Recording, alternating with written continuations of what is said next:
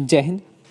अभी अभी एग्ज़ाम हुआ है सेकंड शिफ्ट का 13 नवंबर 2021। मेरे पास काफ़ी क्वेश्चंस आए हैं तो लेकिन काफ़ी मात्रा में कम है, लेकिन क्वेश्चनों को आप देखेंगे तो लगभग सारे एक दूसरे से रिलेट कर रहे हैं। पिछले जीएस के क्वेश्चन बहुत ज़्यादा रिलेट कर रहे हैं। देखो 2-3 केस तो आने हैं, आप सारे के सारे केस पढ़ लीजिए। जैसे अरुणा, इनका नाम ही कुछ और था उसमें जल्दी में, अरुणा सानवान केस हुआ, ठीक है, यही है शायद।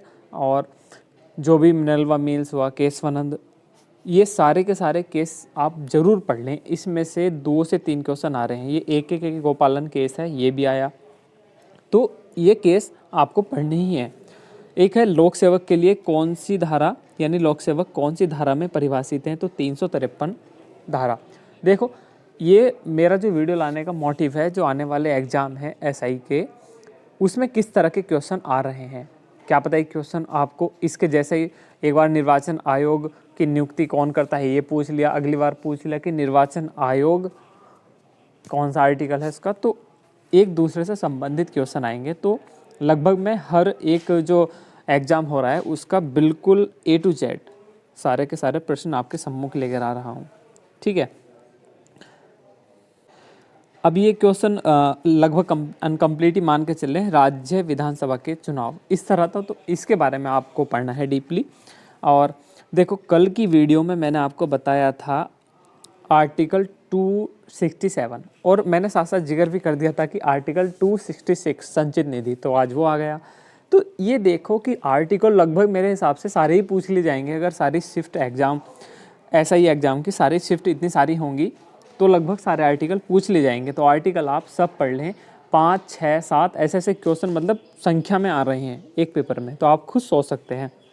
इसमें आर्टिकल 72 आ गया, राष्ट्रपति की क्षमतान शक्ति। सुबह आर्टिकल राष्ट्रपति का आ गया था 61, कल वाले में महाभियोग, तो किसी न किसी चीज़ से संबंधित है।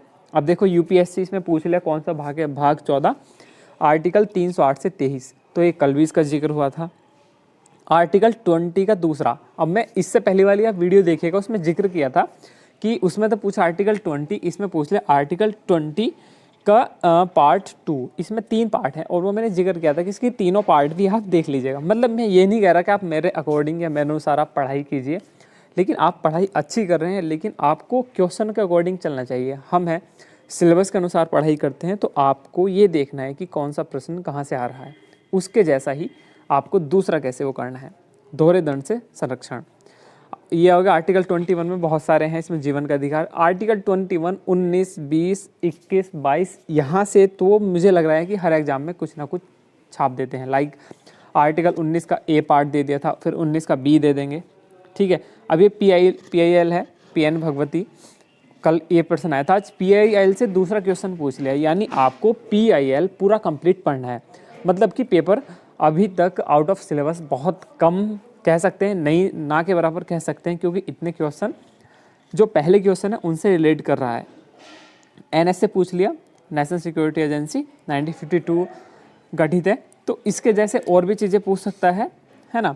और देख लेते हैं, एक ये पूछ लेता कि मोटर यान अधिनियम हेलमेट की एक करंट से रिलेट कर दो इसको, कि जो मान लो आप 2 सवारी हैं तो पिछले वालों को हेलमेट लगाना ज़रूरी है, हेलमेट के बिना कितना जुर्माना है, पहले कितना जुर्माना है, ये पूछ सकता है। तो यानी मोटर यान अधिनियम 1988 आप पूरा अच्छे से कंप्लीट कर लें।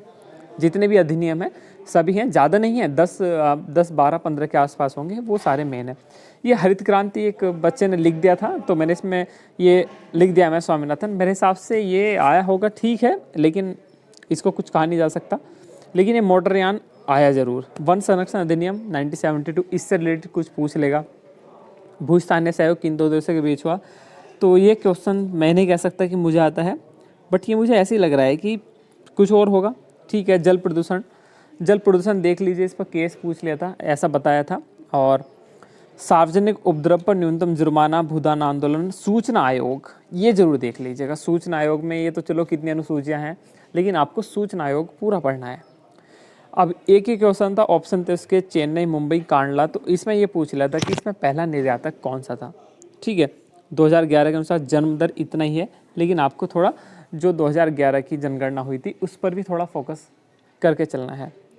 राज्य सूचना आयोग, ठीक, अभिलेख न्यायालय और एनीमिया रोग। साइंस से एक आध क्वेश्चन, करंट से भी एक दो क्वेश्चन आ रहा है, तो इन चीज़ों पर ना फोकस करके जो मेन चीज़ फोकस करने की है वो है जीएस और मूल विधि। वहाँ से मैक्सिमम 30 के आसपास मान के चलें क्वेश्चन आ रहे हैं। ठीक है, तो जो आपको इस बेस पे, यानी आपका जो नेक्स्ट एग्ज़ाम होगा कल वाले या एग्ज़ाम बाद वाले, तो वो किस चीज़ पे फोकस ज़्यादा करें। अब हिंदी में तो आपको पता ही है कि पर्यायवाची पर ज़्यादा फोकस किया जाता है। जो पर्यायवाची हैं, आसमान का पर्यायवाची हो गया, ठीक है।